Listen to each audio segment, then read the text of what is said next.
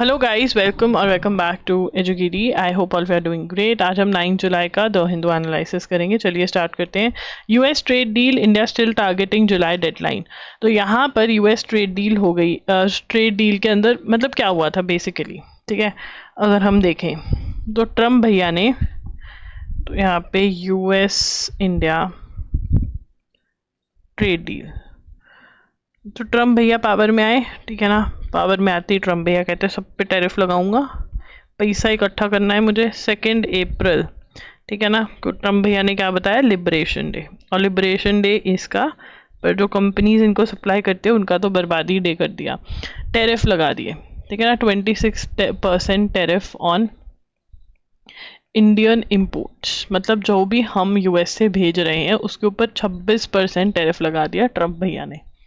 फिर उस पर पॉज लगा दिया कि चलो ठीक है हम डील कर दे। ये क्यों लगाया कि अगर तुम ये दो या फिर मेरे साथ एक डील करो कि थोड़ा टैरिफ तुम कम करो थोड़ा हम करेंगे। तो वो मिनी डील जो है, मिनी ट्रेड डील जो है वो एक्सपेक्टेड है। मिनी ट्रेड डील एक्सपेक्टेड है। और अभी जो ये 26% टैरिफ था ये कब तक ऑन होल्ड कर दिया है, ठीक है ना।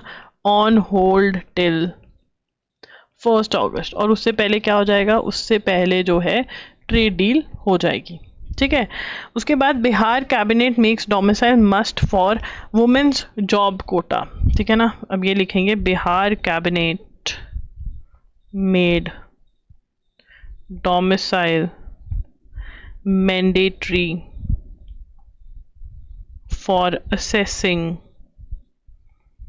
35% reservation for women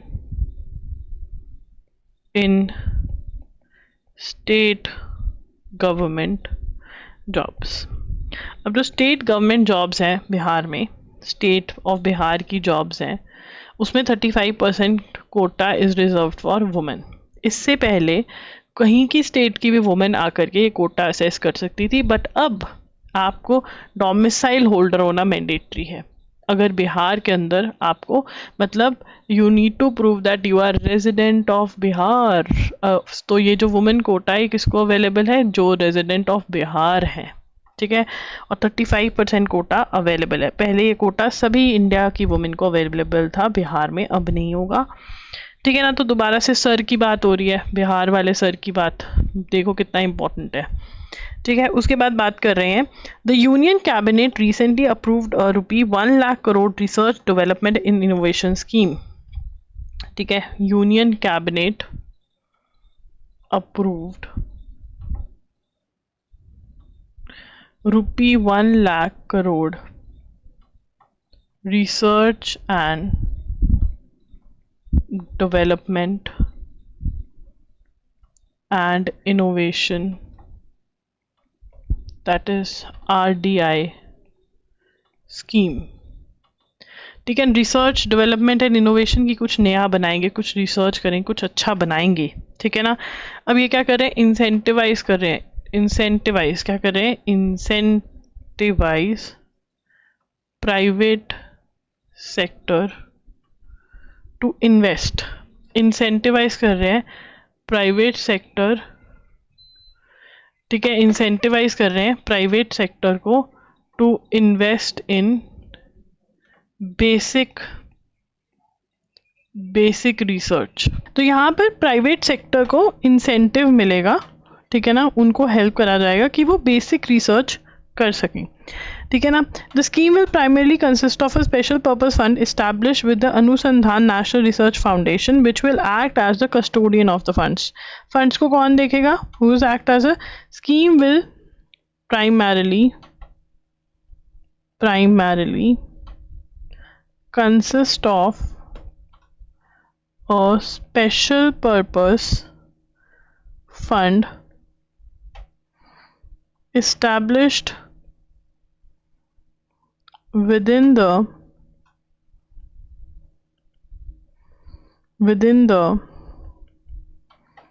Anusandhan National Research Foundation,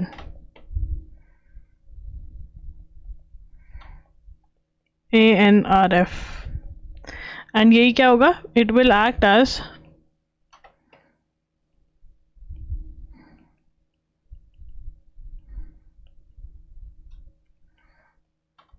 ठीक है। The funds will be in form of low interest loans, interest rate बहुत कम होगा। The ANRF is conceived as an independent institutional body with oversight by science ministry. तो ANRF के बारे में बता रहे हैं। ANRF क्या है? ANRF is an independent institutional body with oversight by science ministry. तो साइंस मिनिस्ट्री जो है वो देखते हैं कि भाई ये कुछ ऊट पटांग हरकत ना करे, बेसिकली साइंस मिनिस्ट्री के अंडर आ जाते हैं। To allocate funds for basic research and to incentivise, तो ये इनका प्राइमरी चीज़ है। विद ओवरसाइट बाय साइंस, तो ये एलोकेट फंड्स करते हैं। वैसे ये इंडिपेंडेंट है बट इनको कौन देखता है? साइंस मिनिस्ट्री के अंडर आते हैं ये, ठीक है ना। एंड टू, अब इनका मेन फंक्शन क्या है? मेन फंक्शंस, दो इनके प्रिय फंक्शंस हैं, और वो दो फंक्शंस क्या है कि allocate funds for basic research and to incentivize private sector participation in core research। ठीक है ना, कि प्राइवेट सेक्टर भी रिसर्च में पार्टिसिपेट करे। ठीक है, तो ये हमारे लिए इम्पॉर्टेंट है। अगेन रिसर्च वाला पार्ट हमारे लिए इम्पॉर्टेंट है, क्योंकि बोला जाता है इंडिया बहुत पीछे है रिसर्च में। तो यहाँ पर NATO pledged to increase military spending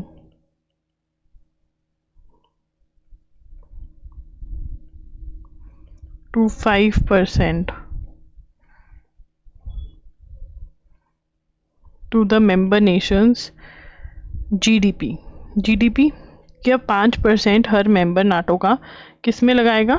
मेरे को देगा? नहीं, मिलिट्री एक्सपेंडिचर, ठीक है ना। नॉट, नाटो की फुल फॉर्म क्या है? North Atlantic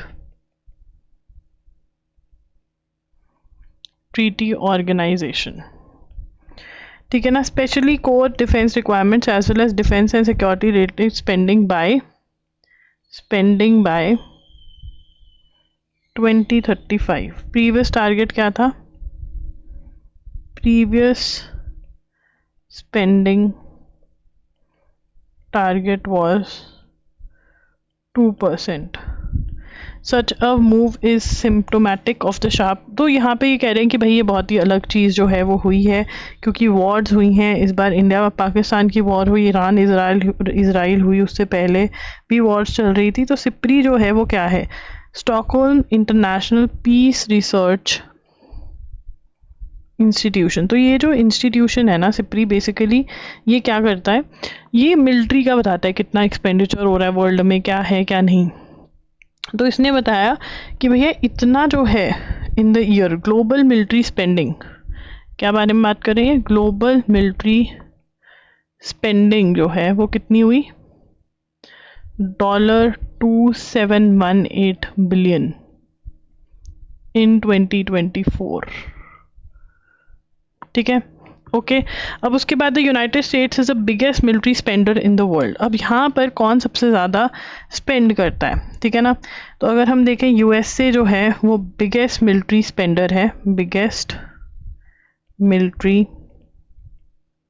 Spender in the world. उसके पीछे चाइना, फिर रशिया, फिर जर्मनी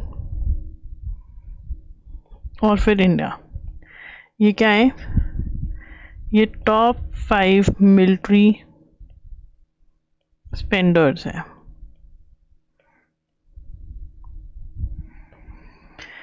उसके बाद आगे चलेंगे। MC denies relief to MP cartoonist. Madhya Pradesh के कार्टूनिस्ट ने RSS के कैरिकेचर्स बनाए, मोदी के कैरिकेचर्स बनाए, जिसके अंदर कुछ गलत बहुत ही ज़्यादा था। तो यहाँ पर denying anticipatory bail to Indore based cartoonist Hemant Malviya. Now anticipatory bail क्या होता है? What is anticipatory bail? कि अगर किसी को लगे मेरी अरेस्ट होने वाली है तो वो पहले ही कोर्ट में जा सकता है कि मैं पूरा पार्टिसिपेट करूंगा, जो भी इन्वेस्टिगेशन होगी आप मेरी अरेस्ट मत करना। That is anticipatory bell.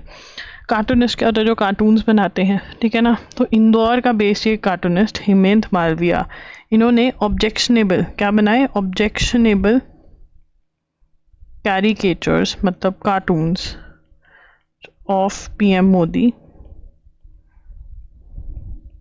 राष्ट्रीय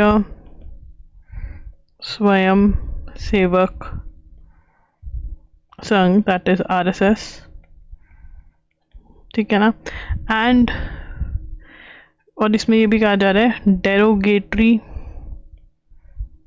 रिमार्क्स ऑन लॉर्ड शिवा, भगवान। सावन के महीने में तो भगवान से पंगे ले रहे हो। उसके बाद comments on his social media post also allegedly included derogative remarks on lord Shiva, ठीक है। अनडिग्निफाइड मैनर, तो एमपी हाईकोर्ट ने क्या कहा? MP high court says sheer misuse, बहुत बड़ा मिसयूज, क्या कहा? Sheer misuse of freedom of speech, बहुत ही बड़ा मिसयूज है किस चीज़ का? फ्रीडम ऑफ स्पीच, बताने का, बोलने का, ठीक है। Scientist at the Delhi based national institute of plant genome research have used, ठीक है, used genetic to increase phosphate uptake, phosphate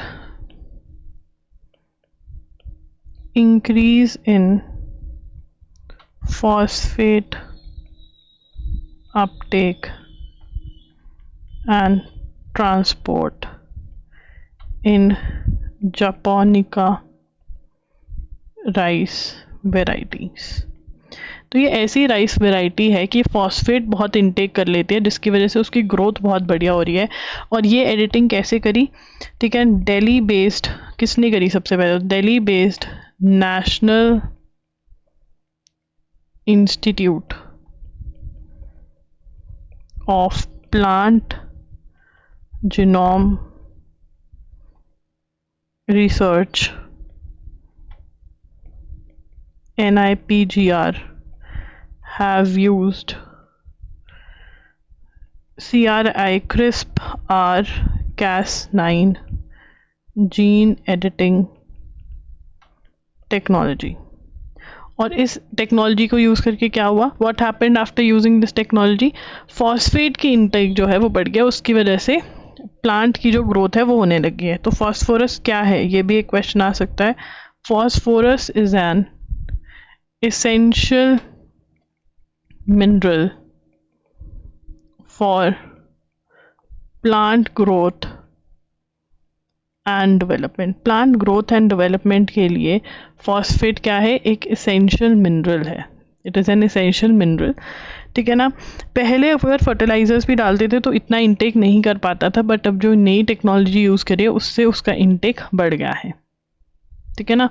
तो 20% अगर वो दे रहे हैं फॉस्फेट तो उसमें वो बढ़ रहा है, मतलब इनटेक। अगर स्प्रे भी कर रहे हैं फॉस्फोरस का तो वो इनटेक नहीं कर पाता था पहला राइस, बट अब जो जैपोनिका राइस है वो इनटेक कर पा रहा है, जिसको national institute of plant genome research ने gene editing technology CRISPR-Cas9 use करके बनाया। तो फॉस्फोरस इनटेक जो है इस प्लांट की जो बनता है उसकी बढ़ जाती है, जिसकी वजह से उसका ग्रोथ जो है वो बहुत अच्छा होता है, ठीक है ना।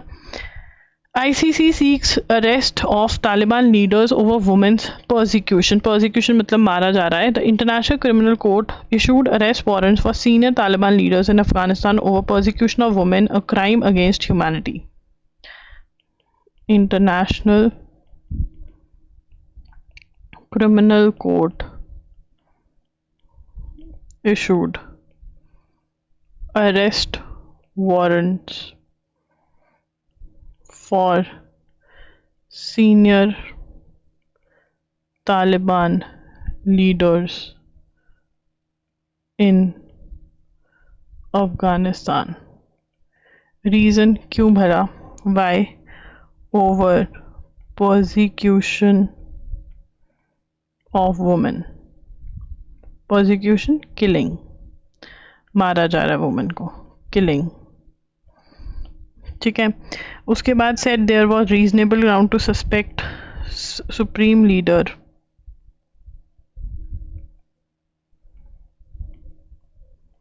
हाइबातुल्ला Akhundzada and chief justice of India यानी चीफ जस्टिस अब्दुल हकीम हक्कानी, तो ये दो को अरेस्ट वारंट इशू कर दिया। किसने? इंटरनेशनल क्रिमिनल कोर्ट ने अरेस्ट वारंट इशू करे। क्यों प्रोसिक्यूशन कर रहे हैं वुमेन की? Have committed crime against humanity लिखेंगे, have committed crime against humanity on gender grounds. तो जेंडर ग्राउंड्स पे वुमेन को मारा गया है, तो इसलिए अरेस्ट वारंट इशू कर दिया गया है। Bulgaria, now this is very very important. Bulgaria becomes 21st member, this is very important, 21st member to adopt 21st member to adopt euro after EU green light। ठीक है, बल्गेरिया 21st member बन गया है to adopt euro, gave EU ministers, EU gave green light for Bulgaria to adopt euro on 1st January 2026। This is very very important। Bulgaria 21st member बन गया, जो euro use करेगा। switch from lev to euro। ठीक है ना, बहुत बढ़िया बात है ये। ओके, इनके लिए, क्योंकि सेम करेंसी में डील करने के लिए आसानी हो जाती है इनको। This is 100% important question. Kremlin that is Russia ने एक ऑफिसर को, एक मिनिस्टर को, ऑफिसर ने ट्रांसपोर्ट मिनिस्टर को रिमूव किया और उन्होंने सुसाइड कमिट कर ली। ठीक है, क्या नाम था? Roman Starovoit. Roman Starovoit. Who is this guy? Committed suicide।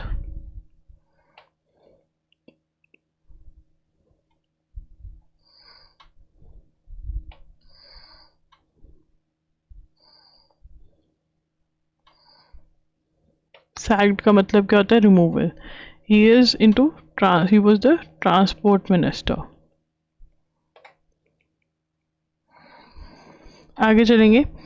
The results of the performance assessment review and analysis of knowledge for holistic development राष्ट्रीय सर्वेक्षण, formerly known as the National Achievement Survey, has been revealed। तो यहाँ पर क्या result आ गया? Park राष्ट्रीय सर्वेक्षण conducted on 4th December 2024। कहाँ पर हुआ ये? गवर्नमेंट और प्राइवेट स्कूल में। In government and private schools in grades 3, 6 and 9। उसके रिजल्ट्स क्या हैं? सबसे पहले पारक की फुल फॉर्म, पारक जाना है। पारक जो है that is performance assessment review and analysis of knowledge for holistic development राष्ट्रीय सर्वेक्षण दैट इज पारक RS। तो क्या है ये? Performance assessment review and analysis of knowledge for holistic development. Holistic development का मतलब क्या होता है? ओवरऑल डेवलपमेंट हो। Reveal that revealed that Punjab, HP, Kerala, Dadra Nagar Haveli, Daman and Diu, and Chandigarh क्या है best performing states and UTs in school education.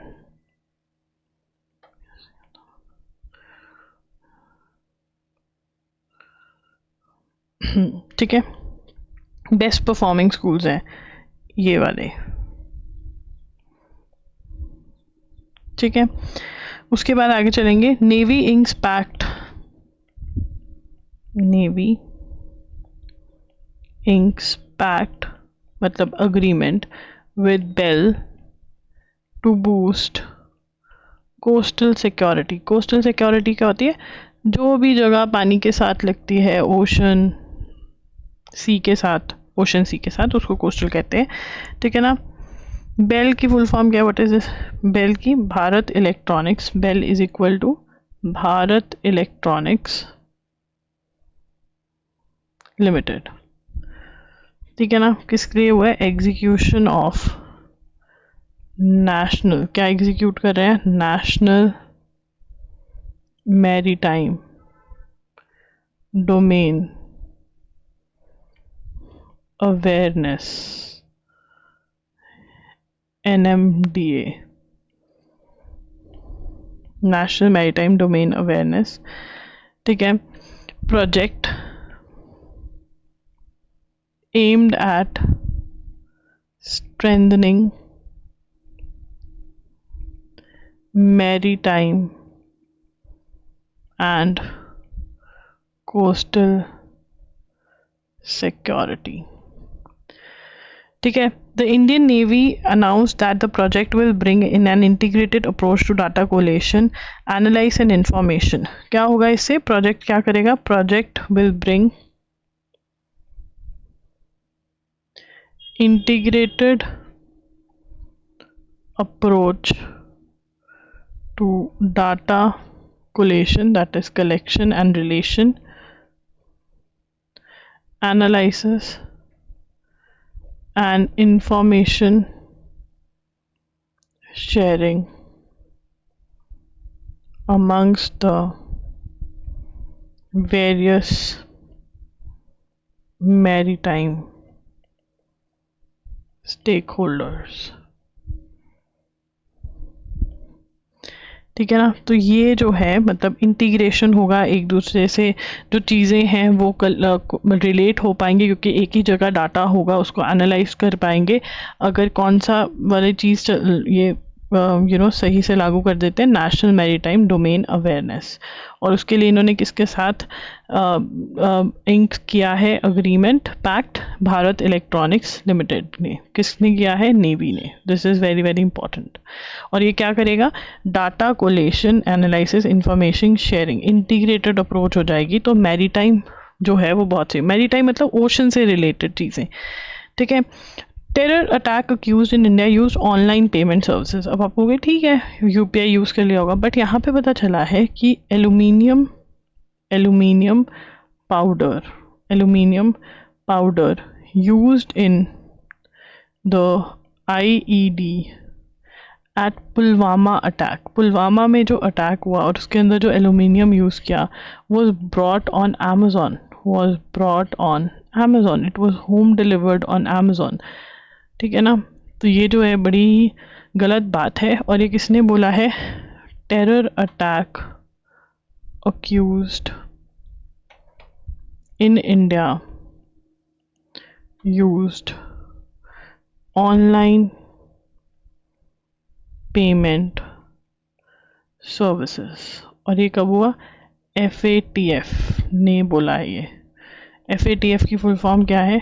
Financial action